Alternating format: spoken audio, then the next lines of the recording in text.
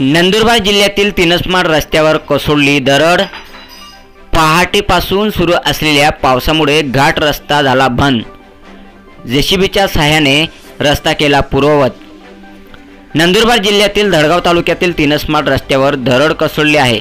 पहाटेपासून सुरू असलेल्या पावसामुळे या घाट वळणावर दरड कोसळली असून वाहतुकीला याचा मोठा फटका बसला असून तिनसमाड गावाचा धडगाव तालुक्याशी संपर्क तुटला आहे।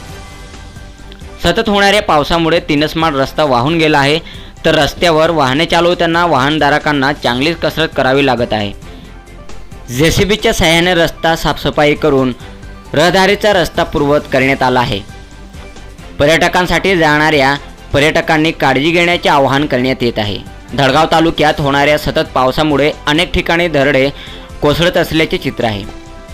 मात्र स्थानिक लोकप्रतिनिधी आणि बांधकाम विभाग हे या गोष्टीकडे सातत्याने दुर्लक्ष करत असल्याचे चित्र पाहायला मिळत असून या सततच्या कोसळणाऱ्या दरडीवर कोणत्याही ठोस उपाययोजना केल्या जात नसल्याने प्रवास दरम्यान नागरिकांचा जीव गेल्यावर प्रशासनाला जाग येईल का, असा संतप्त सवाल तालुक्यातील प्रवाशांच्या वतीने उपस्थित करण्यात येत आहे। सातपुडा न्यूज वाहिनी, तिनसमाड।